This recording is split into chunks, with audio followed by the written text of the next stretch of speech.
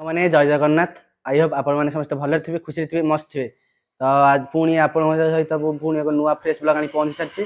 ତ ଆଜି ଯିବା ଗୋଟେ ଜାଗାକୁ, ତ ଚାଲନ୍ତୁ ଯିବା ସେଠିକାର ପ୍ଲେସ୍ କେମିତି କ'ଣ ବୁଲାବୁଲି କରିବା ଆସିବା। ମାନେ ଫାଇନାଲି ମୁଁ ଗୋଟେ ଭଲ ପ୍ଲେସ୍ ପାଇଛି, ତ ଆପଣମାନଙ୍କ ସହିତ କିଛି ସେୟାର କରିବା ପାଇଁ। ତ ଏଇ ଆମେ ଆସିଥିଲୁ ପଥରବନ୍ଧ। ତ ଆମର ଗଡ଼ହସପୁର ସେ ମାନେ ନଦୀ ସେ ସମୁଦ୍ରକୁ ଲାଗିଥିବା ବଡ଼ ନଈଟା ସାଇଡ଼୍ରେ ଆମର ପଥରବନ୍ଧ ଅଛି। ତ ସେଇଠି ଆମେ ଆସିଥିଲୁ ବୁଲିବା ପାଇଁ।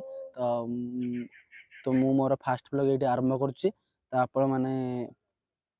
ଆପଣମାନଙ୍କ ସହିତ ସେୟାର କରିବାକୁ ଚାହୁଁଛି। ତ ମୁଁ ମୋ ଡେଲି ଲାଇଭ୍ ଭିଡ଼ିଓ ଆପଣମାନଙ୍କ ସହିତ ସେୟାର କରିବାକୁ ଚାହୁଁଛି। ତ ମୋର ଏଇ ଚ୍ୟାନେଲରେ ମୋର ଡେଲି ବ୍ଲଗ୍ ଆସିବ। ତ ଆପଣମାନେ ମୋ ସହିତ ଜଡ଼ିତ ଭାଇ ମୁଁ ଆପଣଙ୍କୁ ମୋ ଇଣ୍ଟ୍ରୋଡକ୍ସନ୍ ଦେଉଛି। ତ ମୋର ଏବେ ଫାଇନାଲି ତ ଗ୍ରାଜୁଏସନ୍ କମ୍ପ୍ଲିଟ୍ ହେଇଯାଇଛି। ତ 4-5 ମାସ ହେଲା ବୁଲାବୁଲି ଚାଲିଛି। ତ ଏମିତି କିଛି ମନି ପ୍ରୋବ୍ଲେମ୍ ଯୋଗୁଁ ମୁଁ ଆଗକୁ ପଢ଼ି ପାରିଲିନି। ତ ସେଥିପାଇଁ ମୁଁ ଚେଷ୍ଟା କରୁଛି ଯେ ଆଗକୁ ବ୍ଲଗ୍ ହିଁ କରିବି। ତ ମୁଁ ଫାଇନାଲି ଡିସିସନ୍ କରିସାରିଛି। ତ ଆପଣମାନଙ୍କ ସପୋର୍ଟ ଦରକାର। ତ ଆପଣମାନଙ୍କ ସପୋର୍ଟ ଦ୍ୱାରା ହିଁ ତ ମୁଁ ଆଗକୁ ବଢ଼ିପାରିବି।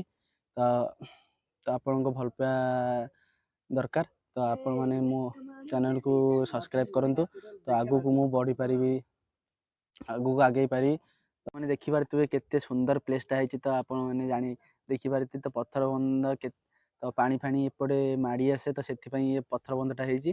ତ ବାତ୍ୟା ଟାଇମ୍ରେ ପାଣି ଫାଣି କାଳେ ମାଡ଼ିଯିବ। ତ ସେଥିପାଇଁ ଏ ବନ୍ଧ ନିର୍ମାଣ ହେଇଛି। ତ ଏଇଟା ବହୁତ ବର୍ଷ ହେଇଗଲାଣି। ତ ଦେଖିବେ ତ ସେଠିକି ବୁଲିବାକୁ ଆସିଥିଲି। ତ ଆପଣମାନଙ୍କୁ ମୁଁ ଭାବିଲି ଯେ ଆପଣମାନଙ୍କ ସହିତ କିଛି ସେୟାର କରିବାକୁ। ତ ଆପଣମାନେ ବି ଦେଖନ୍ତୁ ତ କେତେ ସୁନ୍ଦର ପ୍ଲେସ୍ଟା ହେଇଛି।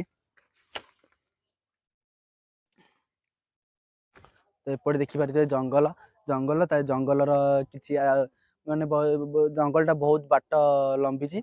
ତ ତାପରେ ଯାଇକି ଆମର ନଦୀଟା ଅଛି। ତ ଦେଖିପାରୁଥିବେ ମାନେ ବିରାଟ ଜଙ୍ଗଲ। ତ ଏଇଭଳିଆ ଚାରିକର ବୁଲିଛି ବନ୍ଧ। ତ ଆପଣମାନେ ଦେଖନ୍ତୁ ତ କେତେ ସୁନ୍ଦର ପ୍ଲେସ୍ ହେଇଛି।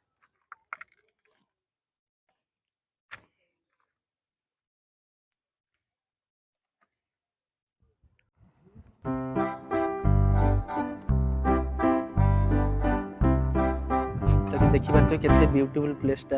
ତ ଉପରକୁ ଯଦି ଦେଖନ୍ତୁ ତ ଭଲସେ ଆପଣ ଦେଖନ୍ତୁ ତ କେତେ ସୁନ୍ଦର ପ୍ଲେସ୍ଟା ହେଇଛି। ତ ଚାରିକର ଏମିତି ଜଙ୍ଗଲ ବୁଲିଛି। ଏଇଟା ହେଉଛି ପଥରବନ୍ଧ। କେତେ ହାଇଟ୍ ଜାଣିପାରୁଥିବେ ତ।